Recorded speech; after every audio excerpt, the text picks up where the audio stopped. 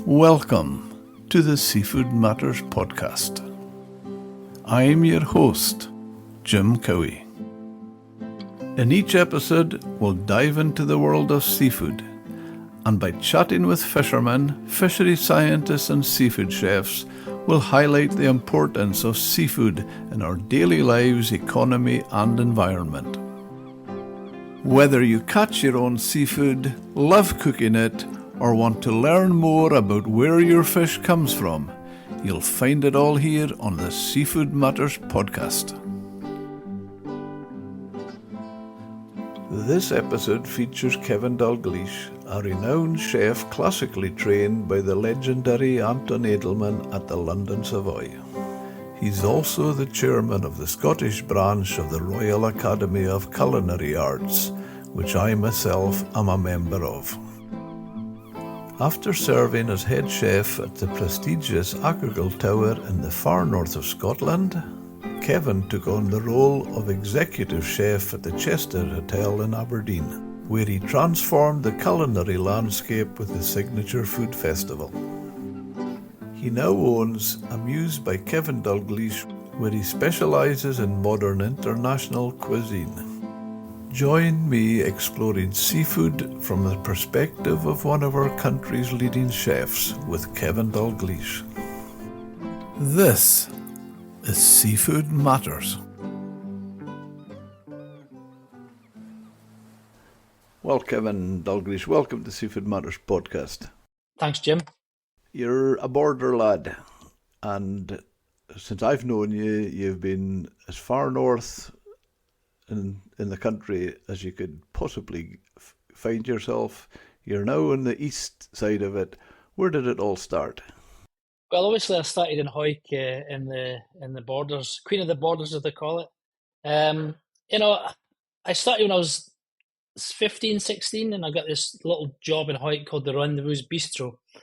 And I had a really good chef there, Ian Cunningham, who he'd worked in the Dorchester and he'd been to London, and so he was edging me to go to London. So I got a part-time job there with a day release course in the Borders College. And it all really started from there. Came from Hawick High School, obviously rugby orientated. I had a chance to this job, and I think I probably told you before, Jim, was obviously Jim Telfer was the director. And I had to say to him on a Saturday morning to say that I had to give up my rugby career to give a chance to work in the Rendezvous Bistro, which didn't go down too well. That must have been hugely influencing in your, as a person anyway, because am I right in saying there's another well-known rugby icon that you were in the same school? So, the other big influence in my career was Bill McLaren, obviously one of the biggest commentators of all time in the rugby world. And I might have been in London, and he was he was commentating for the Six Nations, and I would say, oh, he was my PE teacher, and no one would believe me. Jim Telfer is your rector at the school, and Bill McLaren your PE teacher at the school. So two massive, influential guys at the Hawick High School, which I think you always take bits and pieces from everyone, I think, in your life. What did you do as a child? Being brought up in Hawick, I think it was quite a lively town there, and the mills were booming. You had Pringle, Leyland Scott, Hoyco, all these massive mills. So it was a great place to be brought up. And I did play rugby. My dad was a great footballer. He liked football, and obviously, as you know, Rangers was the kind of chosen team that gets handed down to you. But I did like rugby. I played rugby until for the school, and the primary school, which was great. And then obviously you got to think what you want to do. There was no real rugby money then. There was no money in much sport apart from maybe football. So you have to make a decision, and my decision was to take this job at the Rendezvous Bistro. And from 15, I started work there. Yeah. So there was no chefing in your early days? Well, I think my dad's brother Ramsay, he had a few pubs and hotels in Edinburgh. So he had in the 60s, he had the Rutland Hotel, which was quite influential because they always kind of started the kind of pub trade, bar lunch trade. That was the first kind of place, or he used to say to me, he was one of the first guys to start that because everyone was just drinking in those days. Food was just a secondary thing. But so there was always that aspect of hospitality within the family, although not my immediate family as such. Okay. And what did your dad do and your mum? So my dad was a policeman, and he was obviously a policeman for 35 years until he retired, which was helpful in one point, but not so great in other points. But and my mum, she just helped clean at the police station, so it was quite a. We lived right next to the police station, so it was quite a nice little place to live, to be honest. Yeah, yeah. And is it London you went from the borders? Yeah, I mean, when I was 19, so I'd been at the Rendezvous Bistro for about 4 and a bit years, done a day release course, as I said, at the Hoyk, at the Borders College. And then I used to write, I used to mind buying the Caterer magazine when it was used to be really thick and it's full of jobs. So I used to love logos. So I used to write away to all these different hotels, not really knowing coming from Hoyk what they were or who they were or what they stand for. And I wrote away to maybe half a dozen hotels. And about 2 weeks later, I got this response from the Savoy in London. Obviously, there's no email then, no really mobile phones as such. Still get this nice letter back, and it was inviting me down for an interview in the Savoy in London along the Strand. So I just went down it was a 4 day interview, went down, stayed there for 3 days, and then I was expecting to go down, get offered the job straight away, but the chef at the time, Anton Edelman, he says, "We'll get back to you." Thinking, "Oh no, I've totally screwed up here." But right enough, about a week later, I got a letter asking if I wanted to start at the Savoy about 3 months later, which was great. So, but then reality kind of kicks in. You think, "Oh Christ, I've got to go to London coming from Hoyk." So, yeah, that's where it all started, to be honest. So so really you started in the Savoy. Yeah, 19 years old, walking down. I can always remember I got the sleeper train from Carlisle with two big cases, walk along. I can always remember walking along the Strand, two cases. You can remember, I imagine coming from Hoyk, not really being in London or any city is maybe apart from Edinburgh or Glasgow in your life. You think, Christ, what have I done here? But you shouldn't get into it. Once you start making friends, and the first 3 months is hard, but once you get into it, it's absolutely fine. It must have been hugely exciting. Well, walking in from a kitchen from three people to, I think it was 89 chefs, I think, all the different sections at the Savoy. That's just the river restaurant kitchen. It was certainly an eye opener, and I can remember my first day because I know you were going to probably ask me. Was you can imagine the Savoy kitchen is massive, and they all have the different sections. They have the portage section, they have the sauce, they have the fish, they have the vegetable section, roast section, pastry.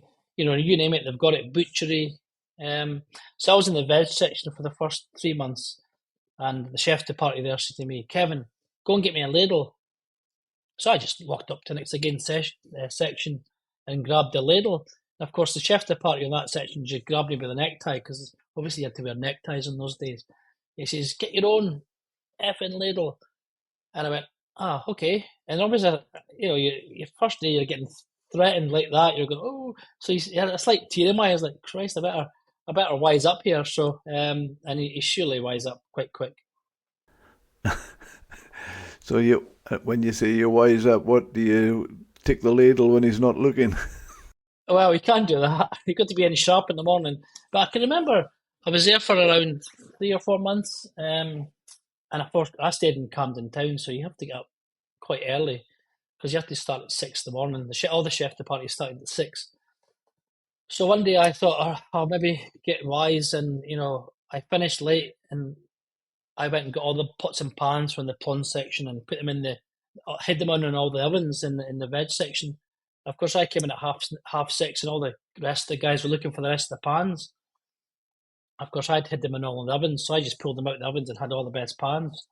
So I wasn't allowed to do that again, and just in case I never came in the next again day. So yeah, you just got to be wise, and I think people say there's a lot of bullying in kitchens, but I think I'm quite sure there was, and I'm sure there still is. But I think it does that kind of form of bullying. I think it does kind of sharpen you up and wise up, and a lot of chefs just don't tolerate it anymore. But I certainly seen quite a lot. And did you go from the Savoy to Achergall Tower as chef?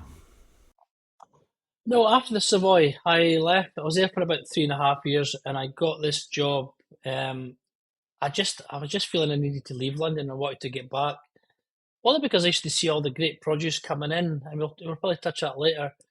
All the fantastic produce coming from Scotland into the stores. There was amazing smoked salmon. There was all the salmon. Probably fresh from you probably set down from scraps at one point, Jim. I'm quite sure. But seeing all this amazing produce coming from Scotland, and I says maybe I want to go back to Scotland and work closer to this produce, and that's where I think my love of produce and local suppliers really kicked in, because he's seen this. They take great pride in sourcing produce at the Savoy, and I think that really stuck with me throughout my career. So I went to the west coast of Scotland and got a job at the Marine Highland in Troon. So that's where I went after the Savoy.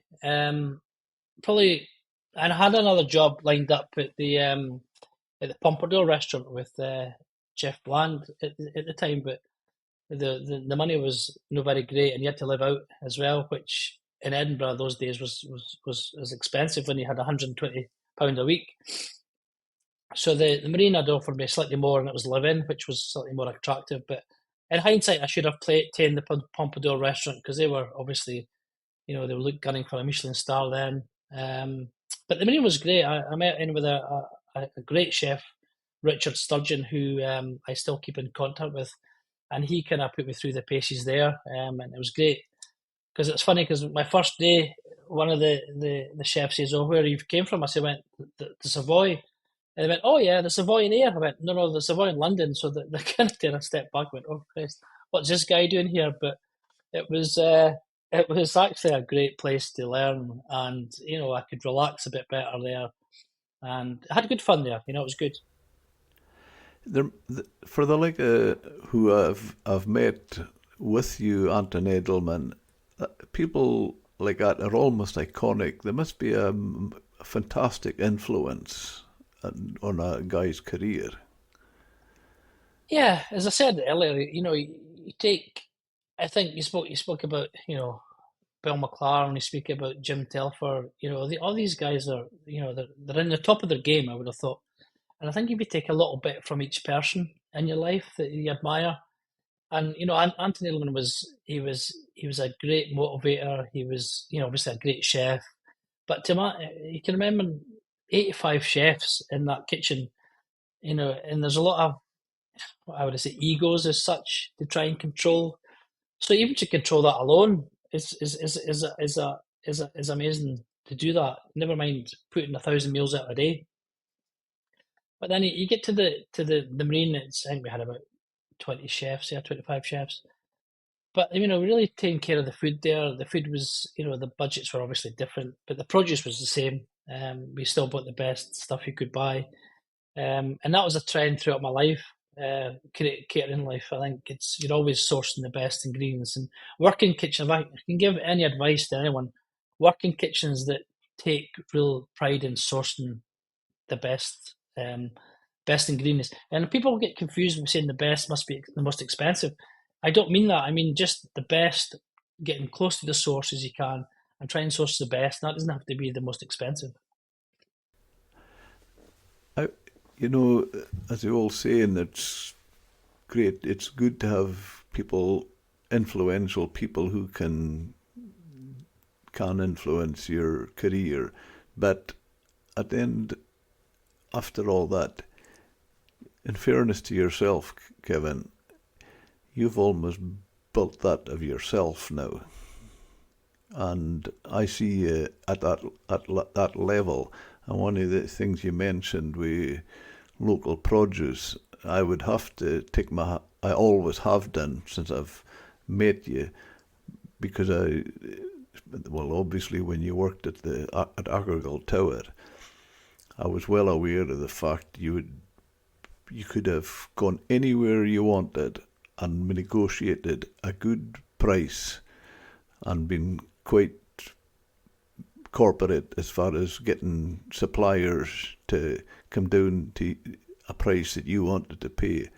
But I would have to give you credit and say you always supported locals. Remember, you always got your beef local in Wick.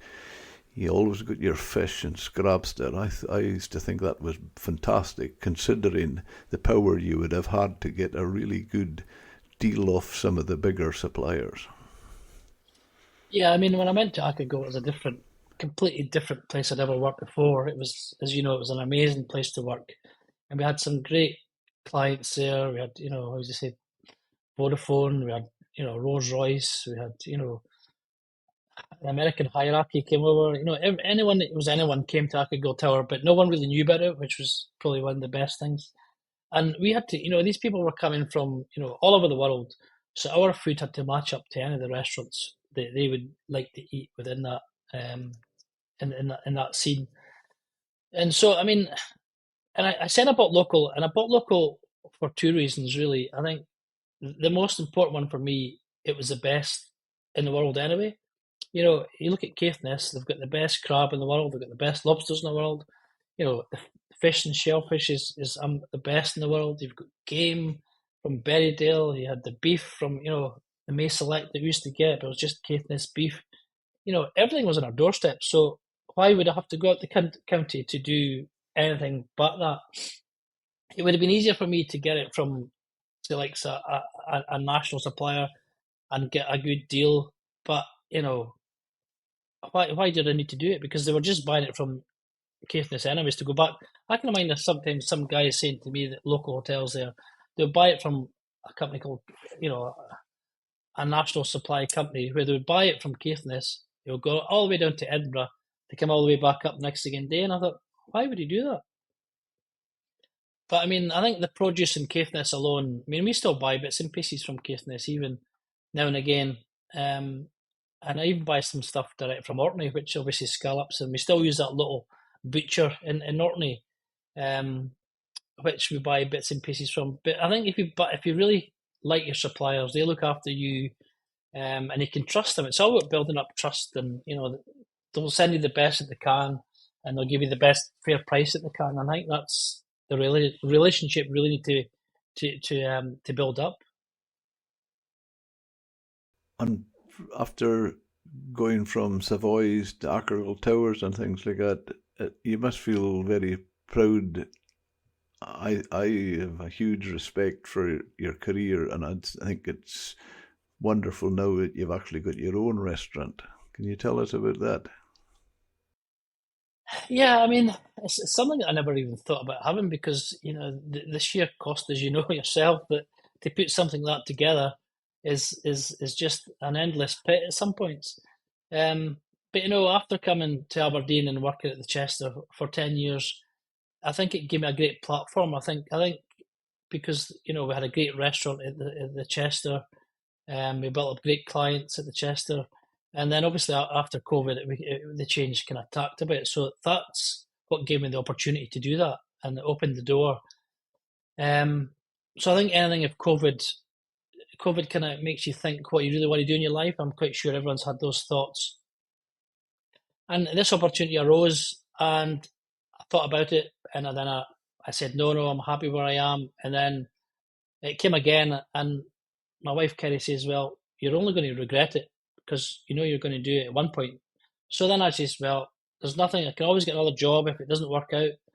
And here we are, we'd opened up the doors on the 1st of July last year. So we've been open up a year and 4 months. And we've never looked back. It's been great. We've been busy since day one.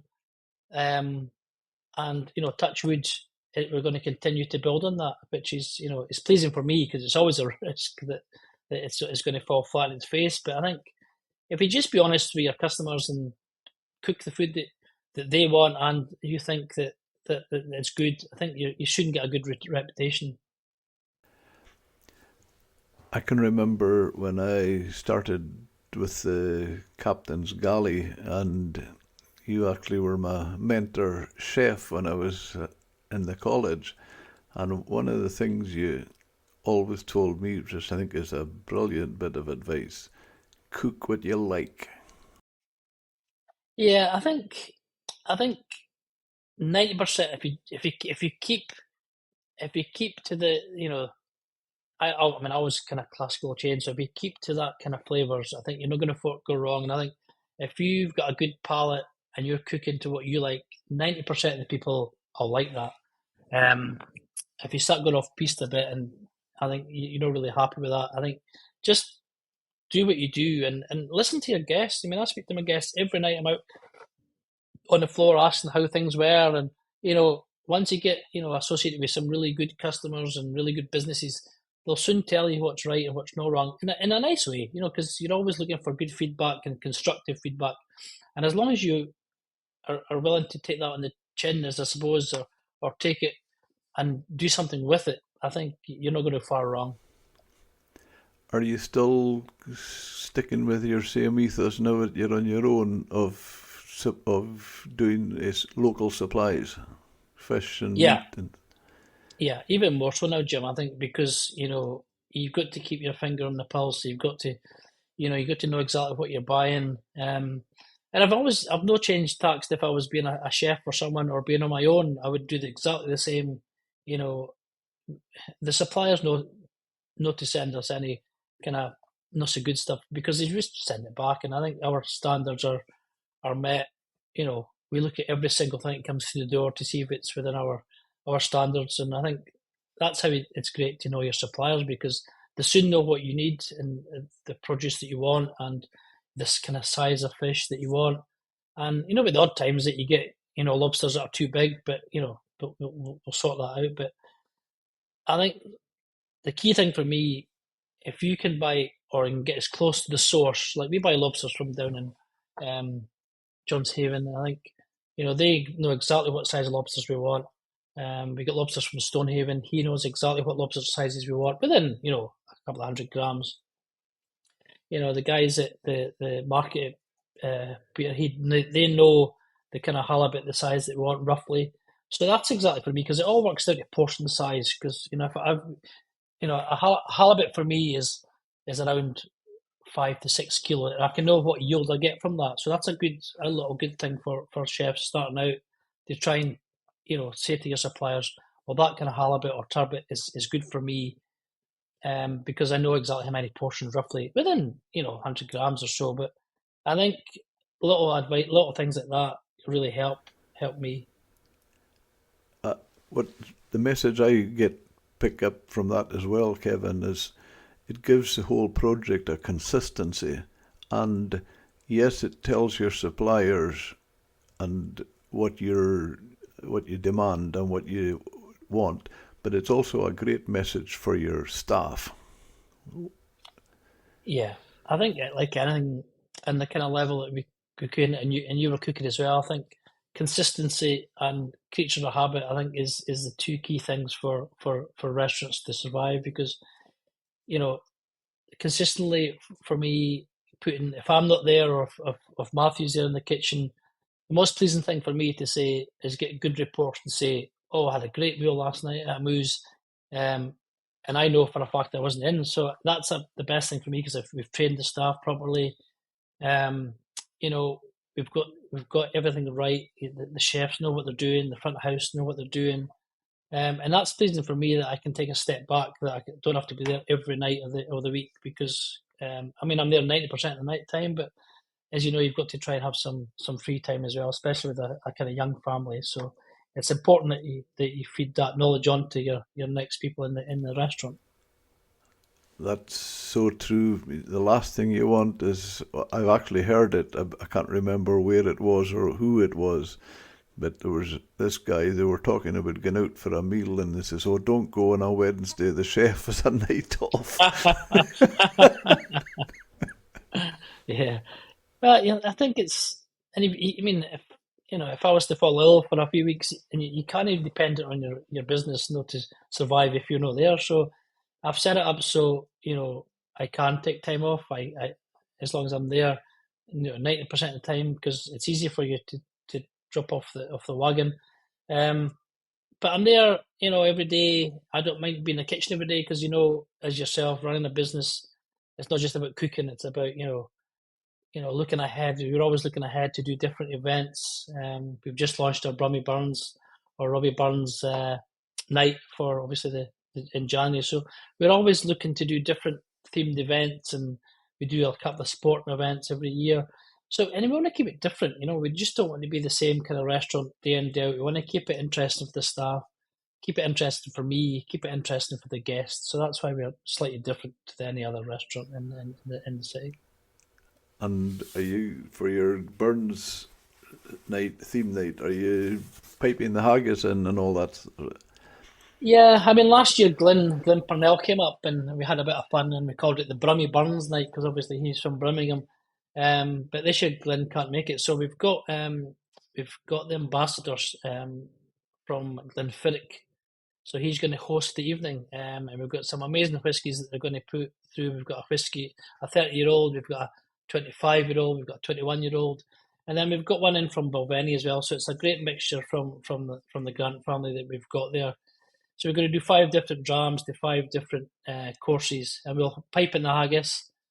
And we're going to do, I think a little bit different. So we're going to do a little haggis and oxtail ravioli to start with a little Madeira cream sauce, and we'll do a nice smoked salmon dish, and then we'll probably do a roe deer dish, and then we'll finish off with, if we can get some blood orange, we'll do something with blood orange. So, and then obviously wonderful whiskies and some amazing wines as well. So we'll mix it up. Will that be whiskey to match each course? Yeah, we're going to match. We're going to match all the whiskies to the courses, which is great. So the guys from Glenfiddich are amazing for doing that. So, and they'll match up the whiskies, and we're, we're doing that more and more now. We're doing a lot of whiskey pairings as well as wine pairings. I think we've done about 8 or 9, and we've got a few booked to early this next year as well, which is great because we've purposely built our whiskey list up and our wine list, just because in Aberdeenshire we've got great tourists coming in now. I've noticed in the last year or 2 years the golf really taken off here. The whiskey trails are really taken off, so we want to try and capture that market when they come, and be ready for them. So we've purposely upskilled our whiskey list and our wine list to showcase what the region's got, and Scotland, I suppose, as such. Kevin, I have to say I'm delighted to listen to you because what really impresses me and comes rattling home is you've been a chef pretty much all your life, all your working life. You've been a chef, and you've worked in some of the most outstanding places. But what fascinates me listening to you just now is you're talking as a businessman, which is so important. Yeah, but I think I've probably learned a bit from you as well, Jim, because in your day you're a good guy, business guy too. So I think speaking to you and talking about food to you, I think I always kind of was interested on that kind of side because, and I think to be a chef or to be a successful chef, you've got to run the kitchen like a business, and I think I've always done that. You know, is it banter for a halibut price or a haddock price, or and then you've got to try and get the yield and the portion correct. And I think that just kind of stems through the business. I think, and you've always worked, and I think Alec Bannister and John Bannister again. They were really pioneers of their time. I think they were well ahead of their time. Achigal Tower was an amazing place. And I think John and Alec Bannister were two of the most switched on people I'd ever met in my life. From taking the ruins of a castle to make it into an amazing world destination, and just outside Wick too. So, and I think taking bits and pieces from them, and they done a golf weekend with Ronan Rafferty, and Scott Cranfield was his trainer, and we had Guy Butterwick up doing the wines from Claret E, and we just did exactly the same 2 months ago. We managed to get Ronan up and do a night, and he done the wines, and Guy came up from London to do the wines as well. And I think it was just to do a weekend that we did that at the restaurant, which was successful. that came from Archegall Tower 20 years ago. Ronan would do a weekend and host a weekend with great wines and great food, and to emulate that there, obviously there'll be a lot smaller scale, but that's the kind of stuff I learned from John Arlette Bannister, and I think, just to learn little things and make life different from restaurants, I think you want to make it interesting.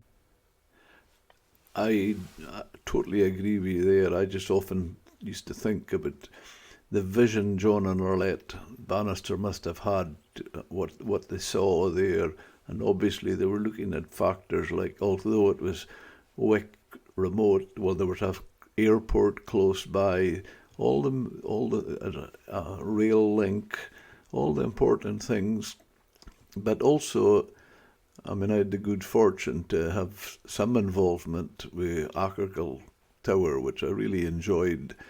And when you were doing the Food of Love weekend, and you had some amazing chefs, real top chefs, and that's one of the things I quite often, very often, was impressed with talking to them. They were the successful ones were quite corporate minded as well.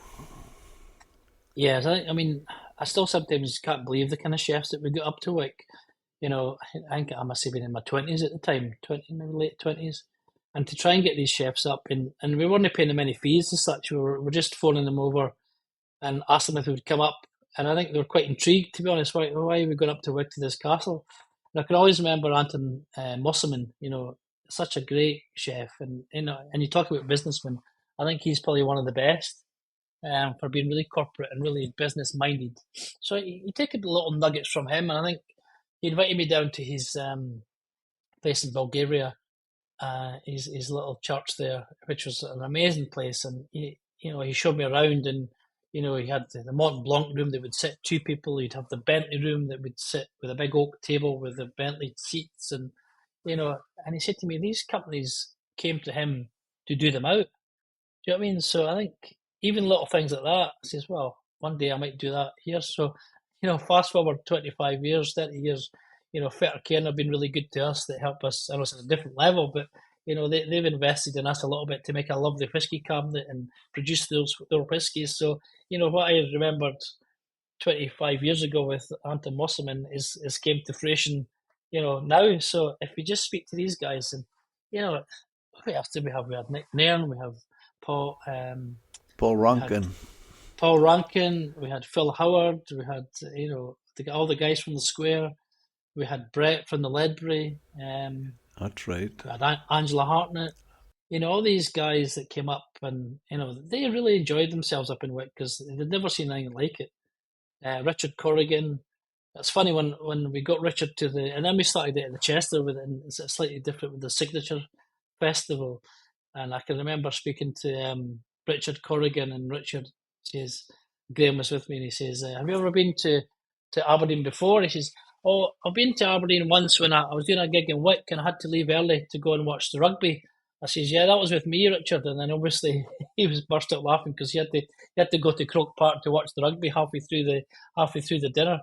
But it's even meeting these guys, that was, for them to come up to our little kitchen in Wick and cook some amazing meals with us was great. And it was great for the staff, and it was great for the suppliers up in Wick and Thurso and Scrabster.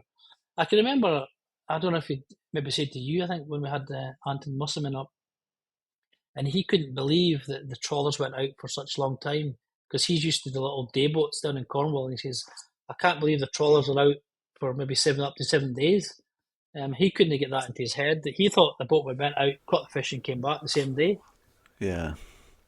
The thing that fascinated me about Anton Mosselman was there were actually a market in Scrabster on that day. So That's right.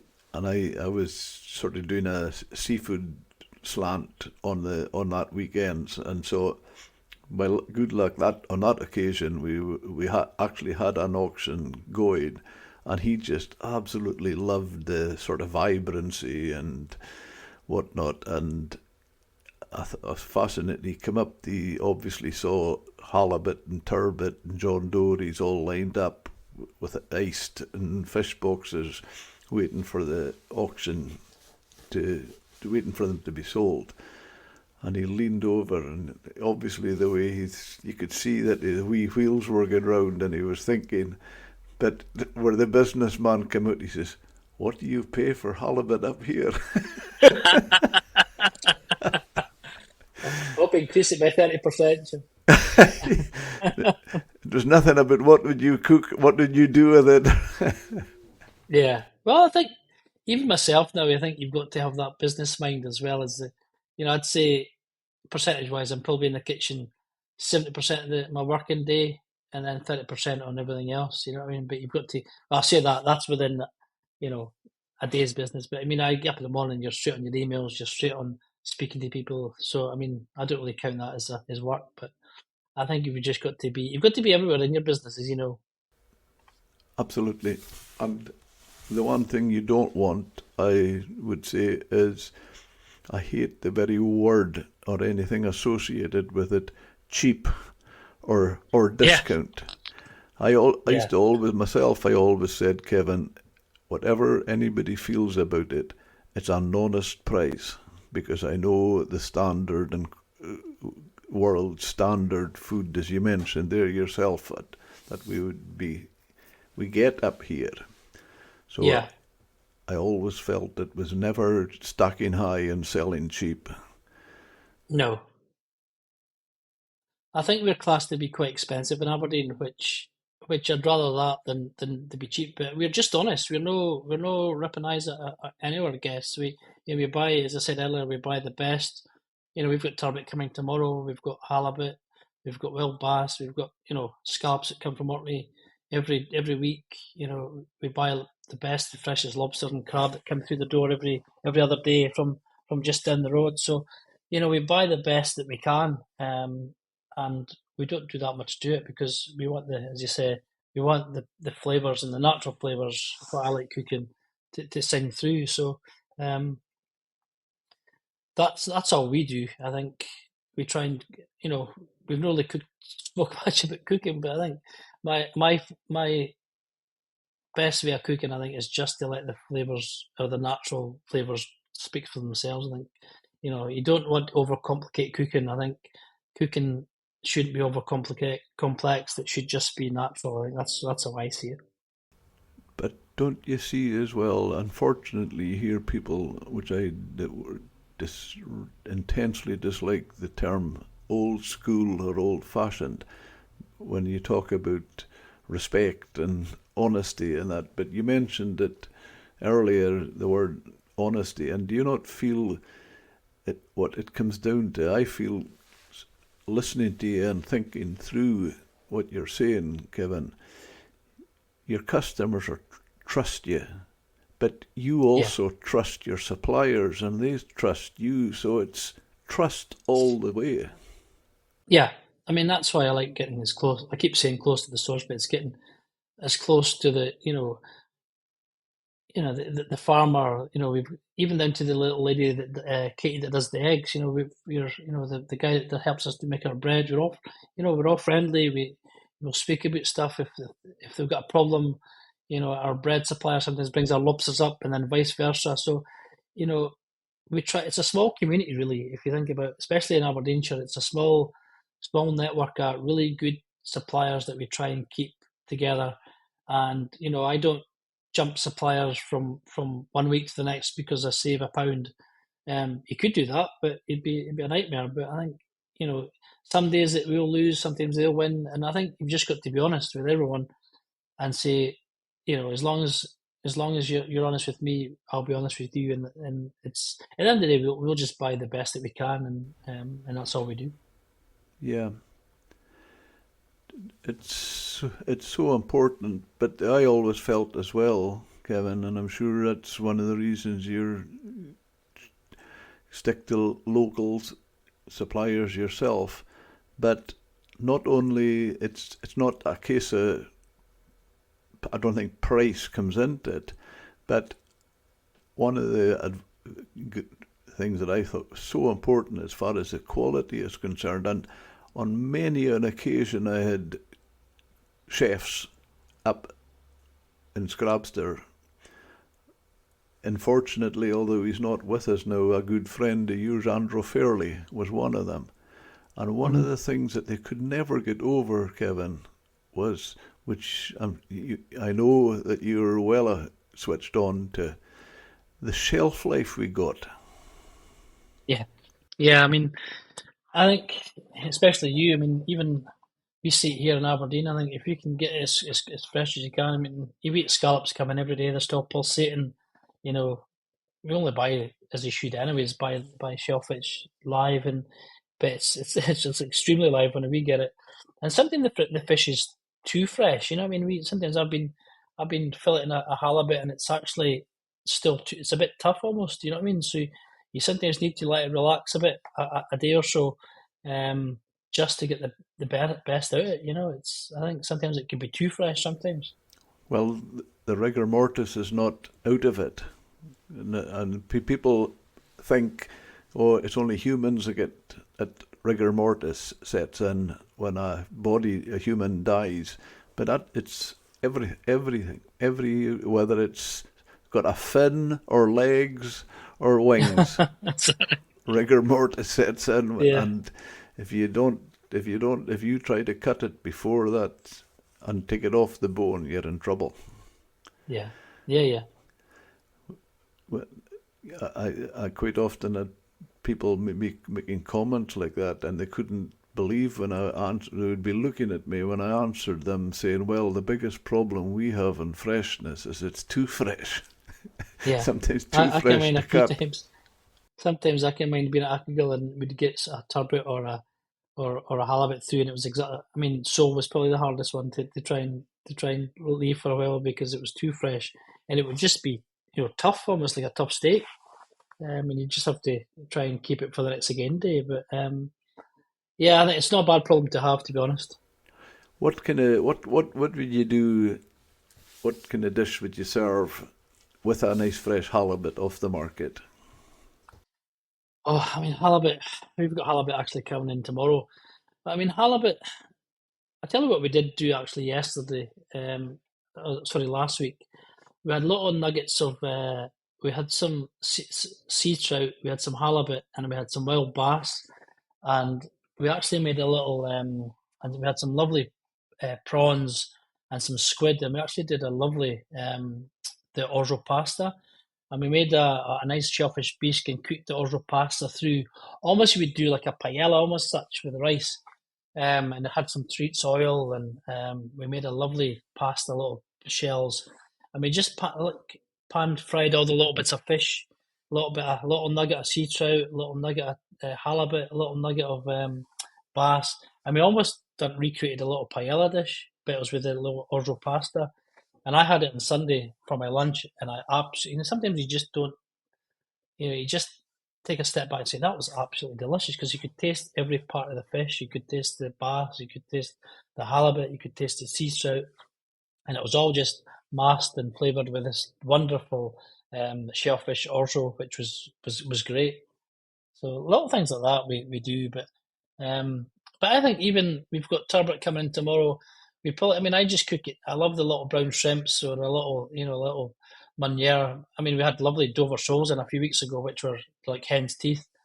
And we just done it with a little Meunier mussels and things like that. It was absolutely. We poached it. We took it off the bone and we steamed it and poached it, as opposed to just pan frying it. But we poached it with a mussels. I think mussel stock is one of the most flavoursome things you can get. We just reduce it with white wine, loads of fennel and celery and all that kind of aromatics, parsley, dill, and then just make a little nice little cream sauce, finish it, reduce it, and make it really aerated, and just poach the fish in that, and it's absolutely fantastic. I just love listening to the way the terms you're using, and almost before the word before every bit of fish you mentioned, you have the word just your passion comes I floating just get excited. when the word lovely, Yeah, lovely. It is lovely. which is But I lovely think to hear. no, it's. I mean, I just get. I just love cooking. I just love cooking, especially fish. I think because it's such a delicate thing. Delicate. It's quite delicate to cook, and it's I think fish cookery is far more it's far harder than anything meat wise because you can obviously we do let fish rest as well, but I think there's more error in fish overcooking than we always cook our fish slightly under, to be honest, which sometimes has a problem with some people, but that's the way we cook it, and there's nothing wrong with that. It's absolutely fantastic. But it's just trying to educate people. I think the biggest thing in Scotland, I think, is to try and educate people, and I don't mean in a kind of poncy way or anything like that. I think we need to try and because I think historically Scotland, and I have said this for years, Scotland's got the best produce in the world, but the worst diet in the world. So we need to try and educate people to eat better and eat properly, and eat things that should the way that should be cooked. And we'll not change our cookery for anyone. And if people want to send it back to to have it a bit cooked a lot more, that's fine. But we'll never overcook fish, and we'll cook fish properly. And I think it's always a pain in my life. People say, "Oh, it's undercooked," when actually they should just eat it and enjoy it. There's a woman come into the captain's galley once and says to me, she says, "Thank God I've just discovered there's more to Scotland than haddock." There's nothing wrong with haddock, but I think That's right. But where can you go? You could probably name, I reckon, 15 restaurants in Scotland if you went for one of my favourite thing is a wonderful poached piece of salmon. You don't really get much wild salmon these days, but if you imagine a wonderful, wild sea trout just poached in a beautiful stock, slight, just warm, pink on the inside. Where do we get that?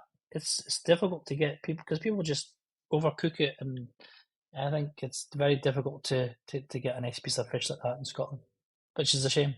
And keep it simple with a nice mayonnaise, a nice fresh mayonnaise.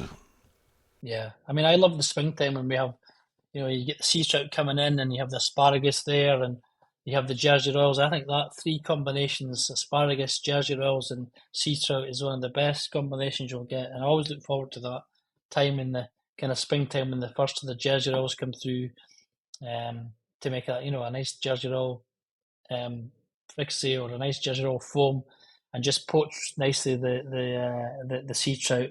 I think that combination is just fantastic. So seasonality is a big thing for us at the restaurant.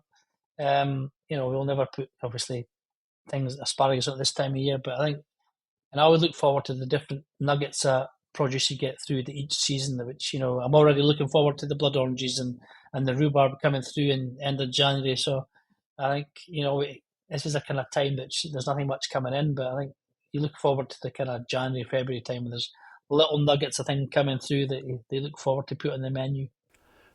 It's interesting you say that, Kevin. What does seasonality mean to you? Oh, just as much as cooking local or using local supplies. I think seasonality is up there with buying local, because it comes hand in hand. Your suppliers are the farmer will come to you, or the farm down the road will say, "I've got this beautiful sprouting broccoli," or "We've got this little killets at this time of year that they'll put up to us." I think working with local people, they'll say, "I've got this next week," or "I've got that week," or "That's coming the following month." So that's how we look at our menus. That's how we devise our menus, because we'll speak to our suppliers and say, "What have we got next month? What's the star ingredient next month that we can put on our menus?" And you usually get a pattern, and we've got a pattern now what we like to use and what we know that's coming, and that's how we do our menus. We'll be determined on the season and what we've got local. That's how we write our menus. What, when you, from the places you've talked about, Akerhill Tower, before that, the Savoy, what sort of, just say, banquets and things like that, what sort of numbers have you cooked for or been involved? The Savoy was like ridiculous. We could do 750 in a Lancaster. We could do over 1,000 a day at the Savoy. Do you know what I mean? So, but saying that, at the Chester we could do 500 a day. Even at the restaurant we've got well, this Friday, they call it Mad Friday, we've got 162 booked, which is a lot for us. But that's 3 sittings throughout the day, which you have to capitalise on that. But I think, yeah, the numbers, but I think it's just being organised. And I think working in different sizes of places and different types of places helps you through the career, to be organised. I've always feel I was fairly organised. If it's running a kitchen or just running a section or running just one little section within a kitchen, I think you've got to be dead organised. And I think if you're organised, you're going to be fine. I think I can remember that from you, and I think that's the difference between a cook and a chef. I like the idea of the cook, but a chef with his prep, it's all about prep, and they have a system so organised. I think it's a pleasure to even watch guys like yourself, the way you're organised. So when you are hit with big numbers, it's never a mad panic last minutes because you're No, I think for me, and what I've tried to install in the restaurant is if we do 100 covers, it's going to be exactly the same as we do 20 covers. And that's what the food that we'll put out on Friday, although it's Mad Friday, we'll put as much care and detail to every single dish for that 162 people, or we would for 20 people the following week. You know what I mean? And I think that's the kind of nod to a really good restaurant. It's the same. It doesn't matter if you go when it's really busy or it's really quiet. You'll get the same. And we talked earlier on about consistency and the produce and consistency in the prep. But if your dishes are consistently good, doesn't matter how busy or how quiet you are. I think that's the key for repeat custom, because people, as you say, they know your style. They know your 99.9. You're going to get a decent meal. It'll be the odd time that something happens, obviously, but it'll not be for the lack of trying to do things right. Yeah, well, that takes the work. That goes back to the honesty. Yeah, yeah. You've got to. I think people come. We get a lot of repeat custom, which is really pleasing to us, because they know, and we got a lot of business guys coming in and business dinners, and they're obviously entertaining clients, and they don't be embarrassed by a poor service or a poor piece of food. They want to entertain their clients and maybe strike a deal, or you never know what business meetings are happening in the restaurant. But and we've just got to be honest and do our best. And I think what I've noticed now is you've got to step outside the kitchen with being a chef. It's no good hiding in the kitchen and hoping everything's going to be fine. You've got to take the bull by the horns and demand the same respect you have in the kitchen to your front of house staff and say, this is what it needs to be like. This is the service that we need to be like.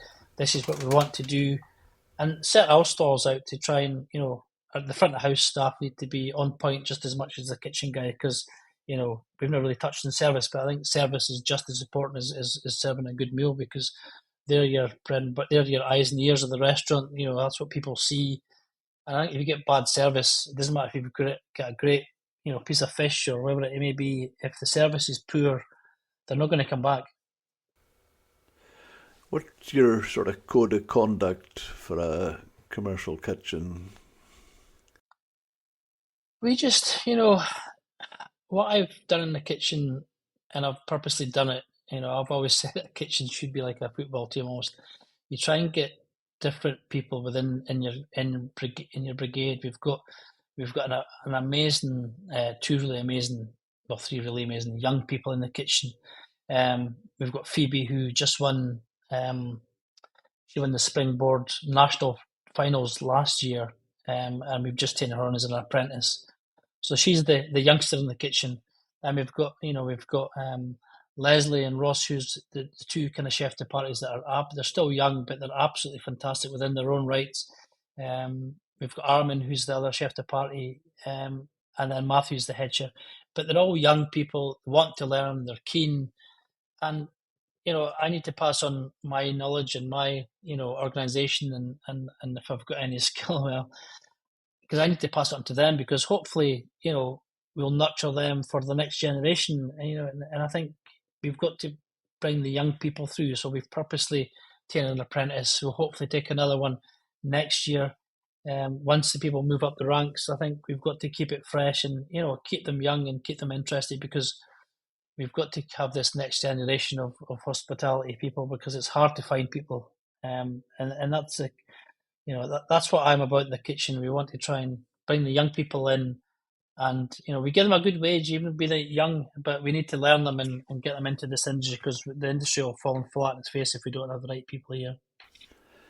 That's admirable, because I can just imagine that, looking at it from the youngsters' point of view, what a great training they're getting.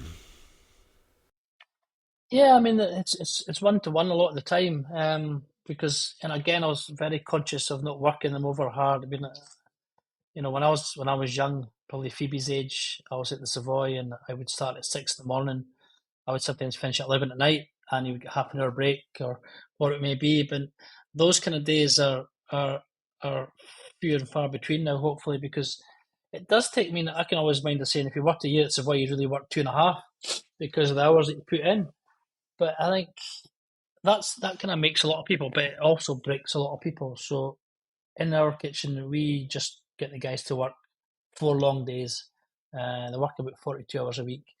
They get 3 days off, and that's how we work it in the kitchen. And because they need to try and have that life balance. Because if we don't have that life balance, I think we're going to lose a lot of good people to the industry. And I think we've got to make it more attractive to younger people, and get them in, because a lot of people do enjoy cooking, and they'll do, and it's a different kettle of fish cooking within a professional kitchen than it is in a kind of home kitchen. But if you've got that urge to cook, I think we need to urge people to come in, and we can't overwork people. We can't shout and bawl on them. I mean, we need to give them a fair chance at enjoying it, I think that's fantastic to hear that, Kevin, because the industry, which I'm sure you'll agree, in certain places, has done nothing to attract people into the industry, giving people split shifts, not 2 days off together, and not all that well paid. It hasn't given the industry, it hasn't done anything for the industry. So to hear you saying that's commendable, that people actually can have a life. And you probably, I'm quite sure, you're absolutely no fool. I'm quite sure you probably, I can hear it in your voice, I think you feel that you get a better return for it, for being fair to them. Yeah, I mean, I hope so. I think, it does cost the business a lot of money. It does, we could easily, if I was really, really business minded, or really, we could say, well, you work 5 days, and but I really care about the industry. I really care about the people coming through. So if I can give a bit back, why be, a lot of less margin on the wages, or costs a little bit more. I think that's just that, if everyone just did that little bit to help the industry, I could easily cut away 2 chefs, and we'd run people at the ground, and they would have to do the work. But I don't want to be that business that drives people at the ground, or makes people don't want to cook, or they get burnt out, as they say. I want it to be a nice, pleasant place to, I mean, we have our days that it's hard, but I think on the cooks of the thing, I think we look after our staff as much as we can. We give them 3 days off. They'll work 4, sometimes long days. I mean, one we close half day on a Sunday, which sometimes get 4 nights off. So you can't give them a better opportunity than that. As long as they're ready for coming into work next second day, and we're ready. I don't care. It's as long as they're enjoying it, and I think you want people to enjoy it. I think I enjoy it, so I want people to enjoy it, I think. Yeah. When you say there about, and I know you well enough that I know exactly what you do for the industry and giving something back. Can I ask you could you tell our audience about your involvement with the Royal Academy of Culinary Arts? Yeah, I mean, I've been involved with the Royal Academy for the best part, I'd say, 20 years now. I think it's how time flies, but I think it's a great association to be involved with, and I think the chefs that are involved are at the top of the game. And for the first time ever, went to the golf week at Tunbury in the summer or just the late summer, and I was going around the golf course with John Williams, who was obviously the exec chef of the Ritz. So to do that was a great, great time because he had his ear for about 4 hours, which was, I don't think he was hugely pleased, but I think it was. But we just asked him questions, and he was actually a great guy to go around the golf, and I'd say my golf improved slightly, but even just because we've all got the same philosophy. We want to teach. We want to try and do the sustainability. I think all these factors that the academy and myself I think it's driven through the academy, and I think and it's a great opportunity to pick up the phone to anyone if you're needing any advice or even a bit of help. It's great just to speak to these people, and so I mean I'm part of the Scottish branch, which is great, which is in a bit of a transitional period, which hopefully by next year we're going to get it up and running again, which should be great. You're in charge. In the Scottish branch. But yeah, I was in charge, but I think it's a bit of a flux just now. So we're looking to liven it up, and we'll have a few meetings maybe next year to see how we can drive it forward because everyone's busy, and I think after COVID we tried to kickstart it through Zoom calls and things like that. But I think the Scottish division needs to get more involved with the London branch, I think, or the rest of the team need to come together. And the guys from London need to have a couple of meetings in Scotland as well, just to try and break it up a bit. And we've touched base with a lot of the Northern branch. I went down to see Paul Askew at the Ivy, the Art House, sorry, in Liverpool. So we've had a couple of meetings there, which is great. So the Northern branch is quite keen to do a little trip up to Scotland and try and have a couple of meetings here as well as go down to Middlesbrough or Liverpool or Newcastle. It is a fantastic organisation and it does a lot for the industry. Funny, I've sold our restaurant and that horrible word retired, but I've kept my membership of the Royal Academy going because I think it's just something I like being involved in.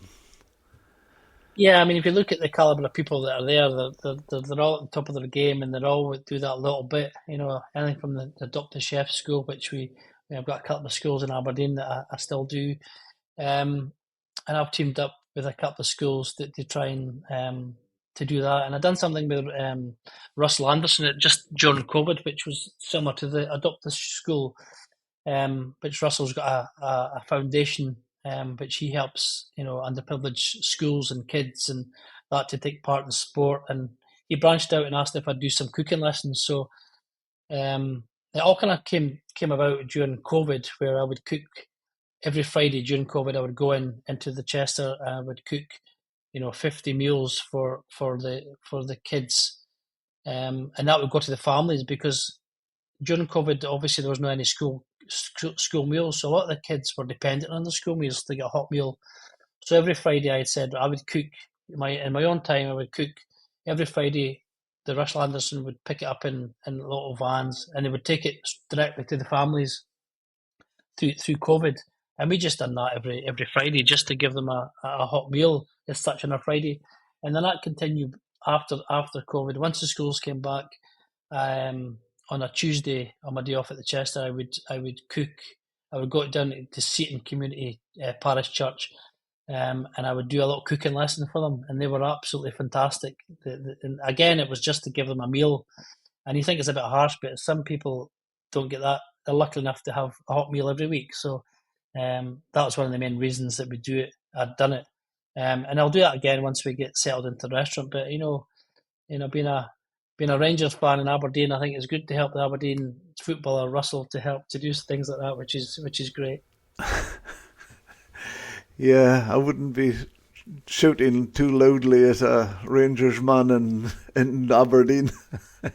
No, but I mean, we do a lot of things with the club, I suppose, and I just like football, to be honest, Jim. And I think we do a lot of things for the club, and I can remember my son Robbie when he first arrived on the scene here in Aberdeen. He went to the community trust training, and I got away with, I think, a season with him having the Rangers top on, and then he said, Dad, all these guys have got Aberdeen tops on. I went, right, okay. So at the time, Rangers had a red away top, so I put him in that. I think I got a week out of that one, and then obviously he wanted to wear the Aberdeen tops, which I got from him, and I says, why do you want to put an Aberdeen top? He says, Dad, he says, I've just got to support my local team. So there you go. So he Good. he liked Aberdeen for a few years. And does he? Is that well? I'm hearing the finish for a few years. Do you mean you've got him changed again? No, not at all. If he wanted to support Aberdeen, that was his choice. But I think I took him to a Borussia Dortmund game 2 seasons ago, and I think that kind of changed his appetite for for football or for Rangers, because that was just, I mean, it was one of the best nights I ever seen at Ibrox. But yeah, I mean, he can support whoever he wants, Jim. Good on you. Good on you. And a bit light-hearted with all the numbers and lovely food in that. Have you? What's if I could ask you, what's the best and worst compliment you've ever had? The best and worst compliment. It's a hard one. I think the best compliment, Jim, is just to have a full restaurant and everyone's happy. I think people don't need to say anything to you. You just need to. Sometimes I come out the restaurant and just take a step back. I done it on Saturday there with a full restaurant, and I could see people laughing and meeting people, and I think to come to spend their hard-earned cash in my restaurant and have a good time, I think that's the biggest compliment anyone can give to me. And probably coming back as well. Yeah, exactly that. I mean, we have a lot of repeat customers now, which become friends, I suppose. And I think you've got to. That's the biggest compliment for me, to see people, and to take time to come to my restaurant and enjoy themselves and come back, I suppose. Worst compliment, I don't know. Maybe not coming back. I don't know.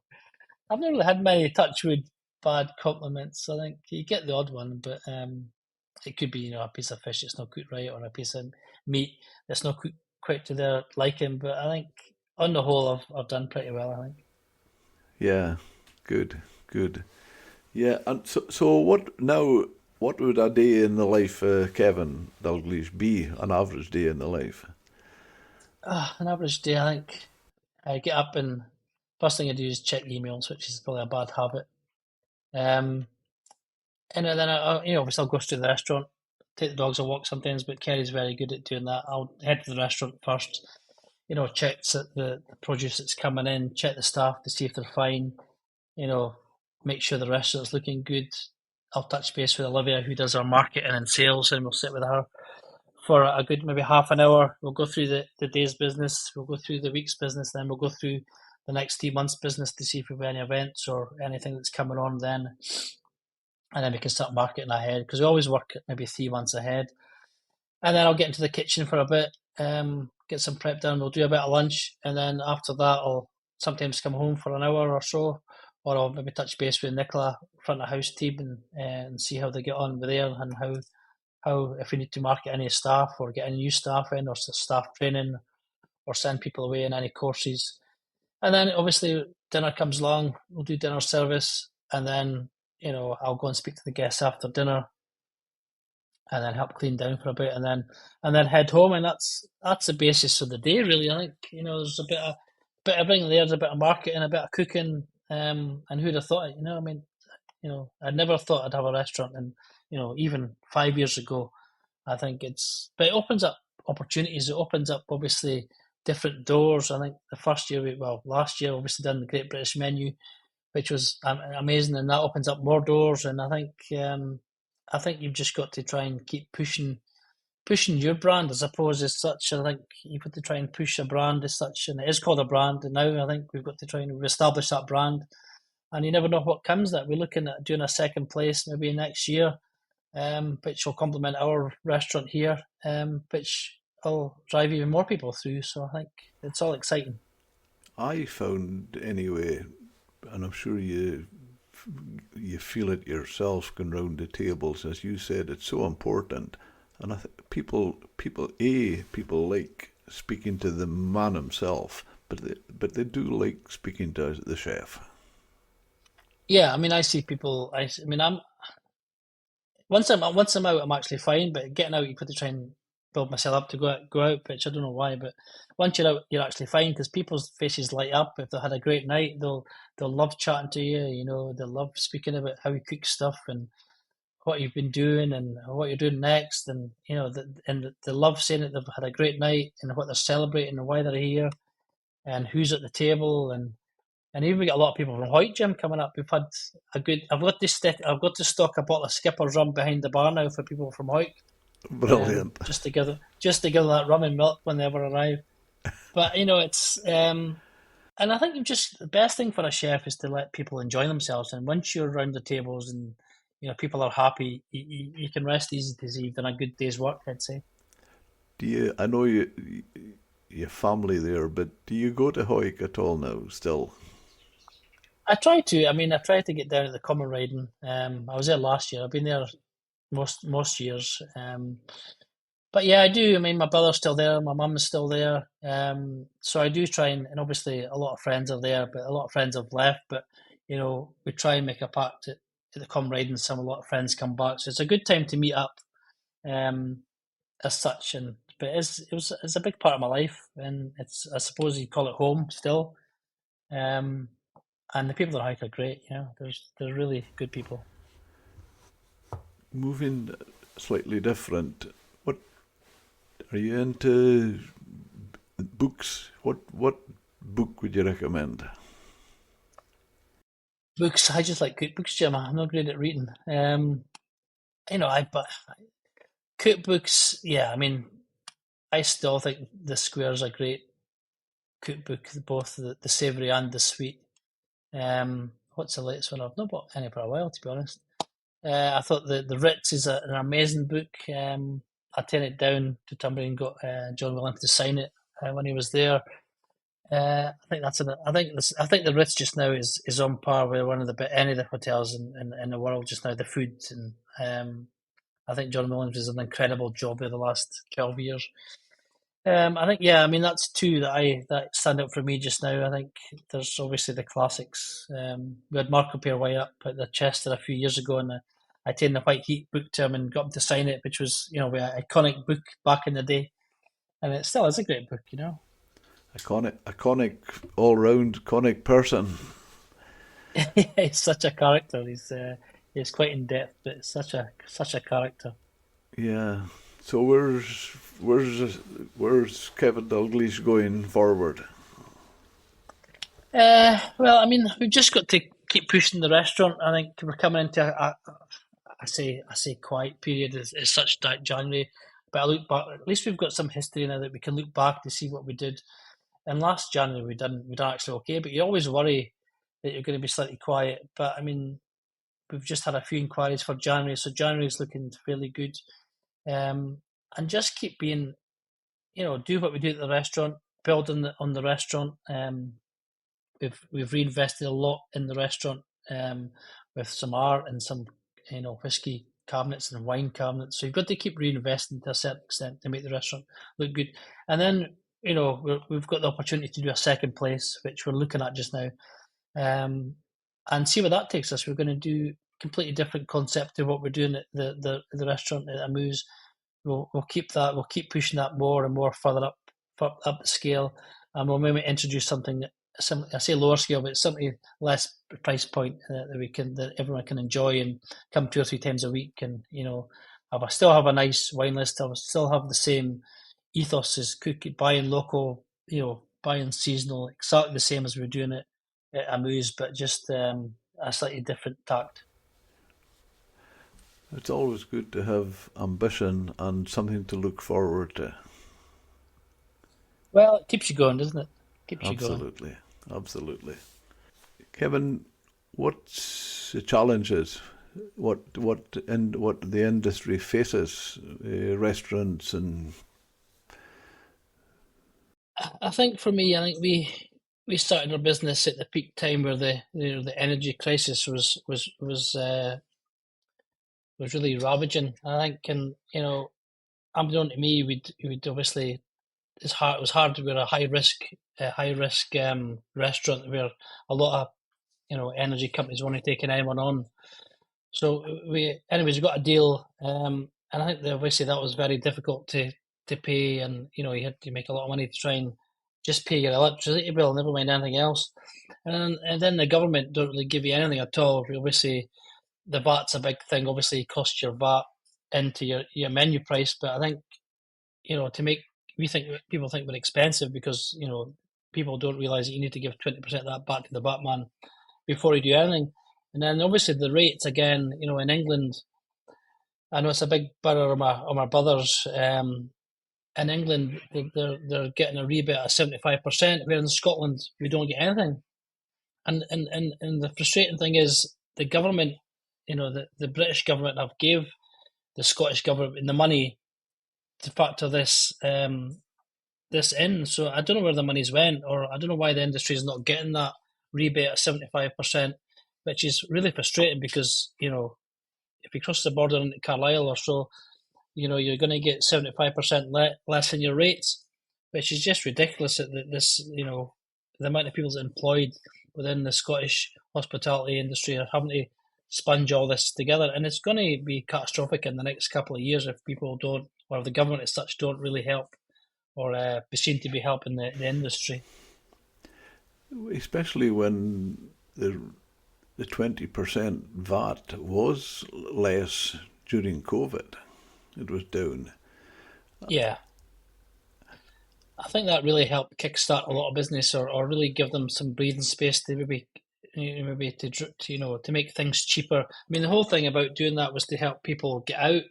And if we reduce our VAT, reduce our prices, and that, and people that can just afford to go out can maybe go out once or twice a month. You know what I mean? Because we can lower our prices. The government, we obviously don't make as much money, but it really kickstarts the industry. If even if it was 12.5%, we'd be something. But I think this 20% is just ridiculous, and I think it really inflates our prices to people. Although people think we're expensive, but people don't really realise that before you do anything, you give 20% back to the government. Well, quite often in various tax formats, with income tax and that various governments throughout the world, when they've reduced the tax rate, their income has actually risen. Yes, I think so. Yeah, I mean, they've just got to be, in this day and age, they've just got to be realistic on what people are prepared to pay to go out, and you can see that with the pub trade in Scotland. I think I don't know how many pubs close and restaurants close, in a weekly basis, but I think people, we never had obviously the COVID never really affected us, but we started straight after COVID where the energy prices were rife, people weren't really coming out, or they're just choosing to come out once a month or whenever it may be. But even we just see it now coming through. The restaurant is like getting busier, but we need footfall for us to survive as well, because if we don't have the footfall, if we don't have the support from our local people and any tourists in the summer that we get, we're going to fall flat on our face as well. And if we don't get any help from the government, I'm not saying that we have to get help, but I think it'd be nice to get some help to try and secure our future within the industry. And I put stuff back to the industry to help young people come. So I mean, and I'd hate for me to stop doing that, because you've got to look after the business, and if the business can't sustain taking on young people, then it all falls in its face. And when you say I know exactly what you're saying as far as the Scottish government get the money from Westminster, but in England, is the 75% rebate to hospitality or just in businesses or small businesses, or what is that?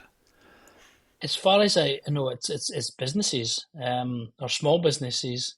My brother's been fighting for this, and he had a small gym in Hawick, and he was fighting for exact this, because Hawick's only 15 miles from the English border, and he was up in arms because his gym in Hawick was paying 75% more than a place just across the border, which, you know, in the true realistic thing, it's a lot of money for small businesses to absorb. You know, it just gives us that fighting chance. But I don't know what the Scottish government, because apparently they've been given the money to pass it on to businesses, but it seems to have either disappeared or I don't know what's happened with it. But they really need to give this support in some way, shape or form, because a lot of people, a lot of good people, and I know a lot of restaurants that have closed lately. A lot of people that have worked hard all their life, and it just not became sustainable any longer.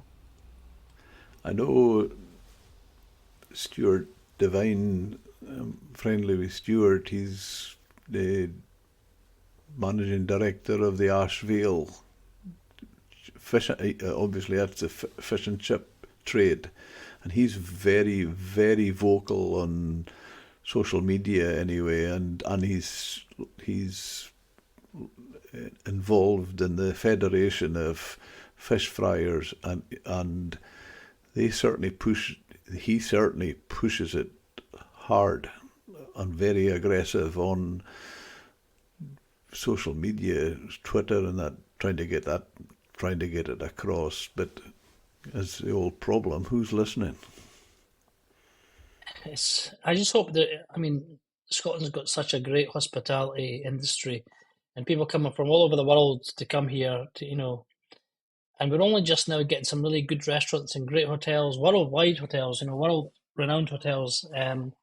But we need to try and support these industries. We need to try and support the people within the industries, because, you know, I know the margins that we try and make, and they're very tight. And if we have to give, you know, more back to the government, or the government takes more, or if the electricity goes any higher, you know, we are very vulnerable to anything that the government does. So, which is a shame, because we should be secure enough to run a business that we can invest in, you know, as I said earlier, younger people. And you know, if we can't afford to do that, where does the industry go from here? Do you know what I mean?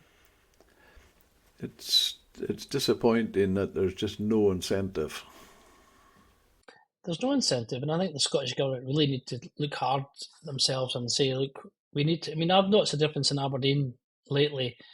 You know, visit Aberdeenshire, visit Scotland. They're doing a great job to get people here from all over the world. If it's whisky trails or golf, and you know, Aberdeen needs to look elsewhere from the oil, and I think they're actually getting there now. The tourism numbers are starting to come in. Um, you know, we've got the cruise ships coming into Aberdeen now, but we're not going to have any restaurants or hotels here to accommodate them unless we get some help from the government. Yeah, which is absolutely crazy when you think of it.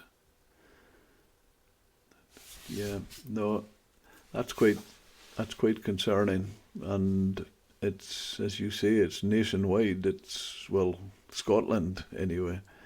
Yeah, absolutely. If you've not got deep pockets, or a backer, or other businesses that you can pull from money from other businesses to secure that, you know, we're just a very small business, and you know, I've done this on my own. It's not as if we've got pots of cash sitting there just for a rainy day. You know, we work hard each month to try and make sure we've got enough money to pay the staff, and then then the Batman just comes and takes his share anyway.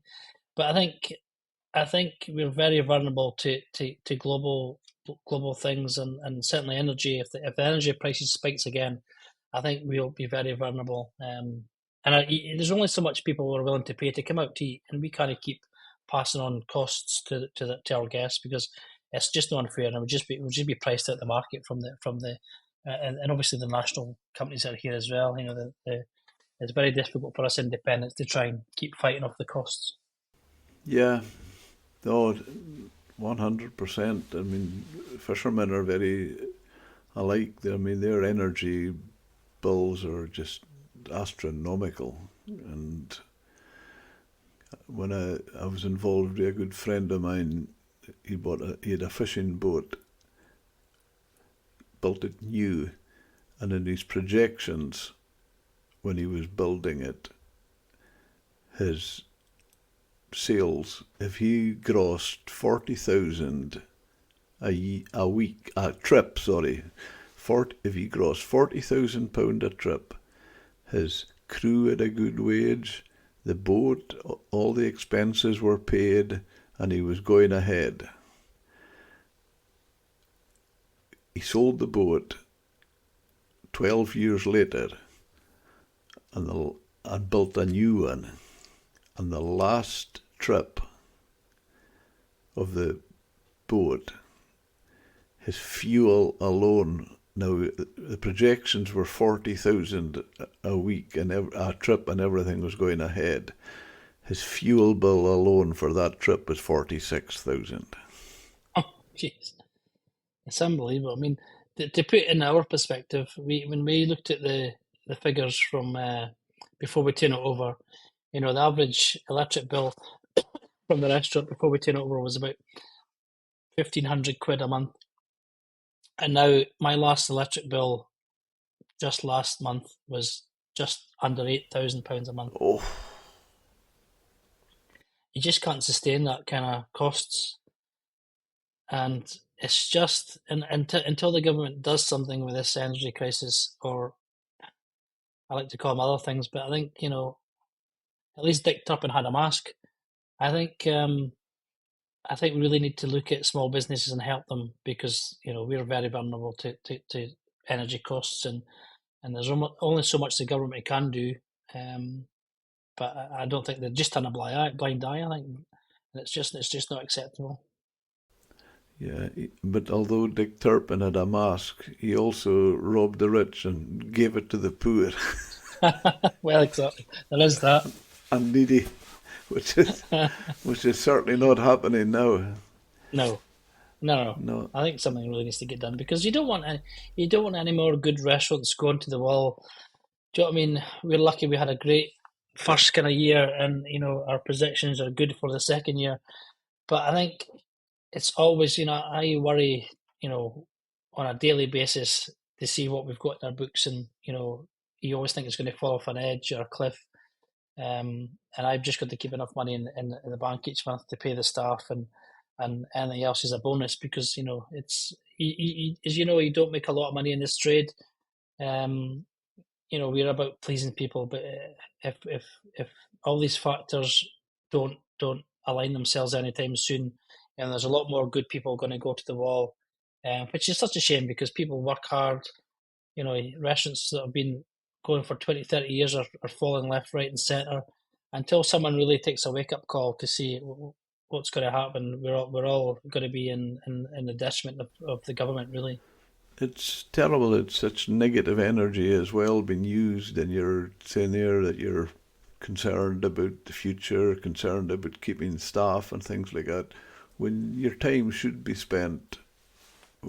What's your next project, and what's your next menu, and Exactly that. I mean, I know they've done a lot at Aberdeen. I know Bob Keeler's done a lot of things in Aberdeen to try and kickstart Union Street.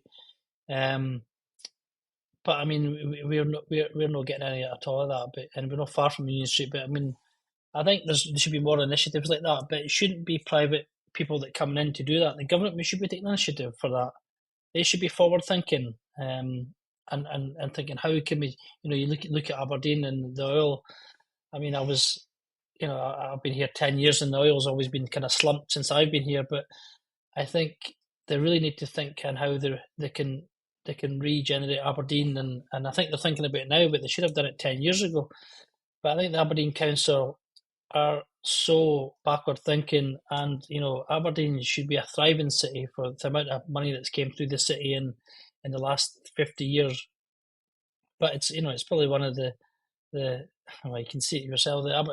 Any high street's pretty poor now, but I mean the amount of money that's came through Aberdeen town centre, or it should be booming. It should be amazing looking, but I don't know where all that money's went, or it's just been, and I'm not saying it's the council's fault by any stretch of means, but something's went terribly wrong over the last 50 years here. Yeah, which is a shame, because it was a granite city, lovely buildings, and we just don't want to see boards up in the windows. Yeah, I mean, and you see that. I mean, they are now. I mean, I work down Queen's Road every day, and there are people now the for sale signs have gone. There is a bit of there is people purchasing these buildings and doing them up. So it's always a good sign to see things like that. But I think it'll be a few years before we get back to where I think we should be. But the government could easily kickstart it a little bit quicker, I think, and just be a bit forward thinking to see how they can regenerate this. And the hospitality can certainly do that. We're I don't know how many people are employed in Aberdeen and in the hospitality sector, but it's a lot, and it's only going to keep growing if the oil dwindles. We need to put the hospitality in the forefront because, as I said earlier, we're going to get cruise ships, we're going to get American golfers, we're going to get Norwegian golfers, we're going to get all over the world want to come and play Aberdeen because they'll come to St Andrews. They want to come to Aberdeen now because we've got some great courses here.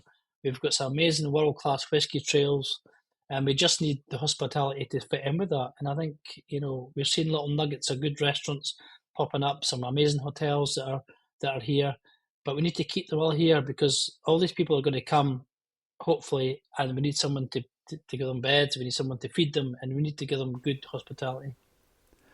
It's awful when you just listening to what you're saying there, and the quality. It's a quality market. It's great products. Fantastic golf courses. I've played Royal Aberdeen and St Andrews. As you say, the Whisky Trail. It's all high end quality stuff, and it's really disappointing to think that it's the actual what's there holding it all back is our Scottish government, who should be at the forefront of promoting it. Yeah, they should see that. I mean, they're quick enough to take the oil money and run, but I think they need to really invest in Aberdeenshire if they want to try and keep the amount of people employed here, because it's a great place to live and it's a great place to work. But I think like oil, I think they really need to take the bull by the horns and say, look, are we going to make this a worldwide destination? Because before I came to Aberdeen, why would he come to Aberdeen if he weren't associated in oil? They're putting all the money into the whisky trails, the golfs coming online. There's everything here on your doorstep, and we just need to shout about it. But we need the infrastructure here within restaurants and hotels to accommodate these people that want to come here, and make it just as good to go anywhere as in Aberdeenshire as to St Andrews. Because even Fife's got some amazing places. Edinburgh, we're up against Edinburgh, a world class city. If we want any of the slice of that hospitality market, we need to make it appealing for people to come. Kevin, I was at Royal Dornoch. I'm now a proud member of the Caithness and Sutherland Senior Golf. And we're playing in Dornoch just a couple of months ago, and it's just taken me to my front of my mind exactly what you said there, because as we were getting organised and getting our tea times and clubs and bags and all that ready at the front, there was two Americans chatting to each other. They weren't together, but they obviously met up, and they were asking each other where they've played, and just exactly what you said. One of the guys turned to his mate, the other, and said, I've played St Andrews, I've played Royal Aberdeen, and now I'm playing Royal Dornoch. Yeah. And people and they'll travel because they want to have that experience. Do you know what I mean? And we need to be Aberdeenshire needs to be just as good as the Highlands and Islands, just as good as Edinburgh, just as good as Fife, because we need to make it appealing for people to come and spend their money here, because people do spend a lot of money to come across to Scotland, and it is an expensive country to come, I suppose. To play the golf course is expensive, the whiskey is expensive, so we need places that they can come in and dine and enjoy the whiskey and enjoy each other's company when they're here. So I think that needs to be the forefront of the local government, and obviously the national government as well. and enjoy the food they'll enjoy is local Scottish food. Well, that's what they try and. I mean, it's like anything. If you go on holiday, to Spain, whatever, you always look for the. You don't go to the big restaurants that serve the all day English breakfast. You try and find out the local beautiful restaurants that serve the local fare, because that's exactly what you want to go. You want to try and get a piece of Spain when you're there. So we find when the Americans come, when the Scandinavians come, they're looking for restaurants just like ours that have got the nice whiskies, that we're knowledge about the whiskies, that we compare the whiskies with the local, fish that we get from Peterhead and Scrabster and and the scallops from Orkney, and that's exactly what we're trying to do, and I think that's what we need to keep that going and need to try and shout about Aberdeenshire, because they'll go away and tell them they go back to America or Norway or Japan or wherever they might come from and say they had a great time in Scotland, and then they'll come back, and that's what we want. I'm just thinking from what you're saying there, if they come to your restaurant, by the time they get their cut on the VAT rates and the tax they would pay on the whiskey, as well as wow, it'd be frightening to think how much of it all goes to the government, which Well, is I always say we're just a cash cow for the government anyway. Do you know what I mean? yeah, but it's just holding it back, and it's a shame. It's really opportunity. It's sad. It's sad that they don't have the vision to see it themselves. Yeah. Well, hopefully, I think um, there's enough noise now. I think that the government really need to even to start listening would be a good thing. And then, I think if we lose any other good restaurants, I think they really need to stand up and do something, because we the idea that I might come and say, well, what's the point? I'm just coming up, I'm just working to pay the staff. I'm not getting anything out of it, or there's only so much loyalty you can do to the to the to the industry that you can keep going. I'm not saying that I will do, but I mean there might be a day that if the government doesn't intervene anytime soon, you'll say, well, why should I bother? And then if I close, it's a shame, because there's 20 staff dependent on me, getting out of bed every morning and making it work and making it work for them. Um, and you don't get any help whatsoever from anywhere from the government, which is such a crying shame. And you can see my tones kind of changed to the bubbly guy I was earlier when we were talking about halibut and turbot and langoustines and scallops.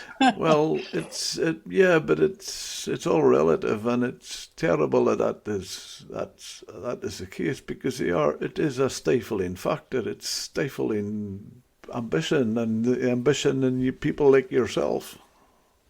Yeah, the biggest shock I did get, Jim, when I was, I was never a businessman by any manner of means, but you kind of fall into it, and I think you've got to have your finger in each pulse, and we did have a great year, and we did make a little bit of money, and then I found out that the government take 20% of that too, and I was like, oh, well, thanks. You know what I mean? It's just, and you pay the corporation tax, which I think is all a bit wrong, really, to be honest, because you work hard to try and make a bit of money to try and invest. And the only, we invested all the money that we could back into the business. And then the guy comes along and takes another 20% off you, which is just totally ridiculous. But anyways, that's a learning curve for you. As long as I have a bed every morning and focus on what we need to do and keep above water. And if we can get through this, next couple of years to where we are just now, and if the government does give us a bit of relief or a bit of less tax, I think will benefit us all in the long term. Yeah, but I hope the messages go out and the trade bodies shout louder. Yeah, we just need to lobby the government more and just be more active and a bit more aggressive and demand that we get someone to listen to us, because, as I say, we can't keep sustaining these costs any longer. Yeah. Well, thank you, Kevin. I think we'll wrap it up at that, and wish you the best, and hopefully all this changes, and it's all positive coming I hope forward. so. And I hope so. I'm sure we will. even getting the like of the rates rebate, that it's not like you're wanting something that nobody else has. That's something that doesn't stop on the border. Yes, I mean, there's a lot of things we could stop at the border, but I think that's one of them we don't. And I think it just makes it a level playing field for us in Scotland to try and do what we do in Scotland and welcome tourists and locals to our restaurant. I think if we get any little help would be great. But I'll keep working hard as long as I can to make it a success. And I'm quite sure, as we said earlier, if you want to do it, I'm quite sure we'll be fine. Yeah, aye, well, hopefully, and it's good that you're keeping a positive view on it, although it's against the tide as far as the government are concerned. No, they shouldn't be against you. No, no, no. But Should be we'll keep encouraging you and helping you. Yeah, And fight. It shouldn't absolutely. be a keep fighting. It should be keep working together. Yeah, yeah, exactly. But until someone really listens, Yeah, we'll not get much further. yeah. Keep at it. Have you heard the saying? We make better grandparents and parents because by then we have more So, time. well, I hope so. I'll let you taking a restaurant at 50. Never mind. How old were you when you done yours? I was 52 and I opened it. Oh well, I've got 2 years on you then, Jill. Great stuff.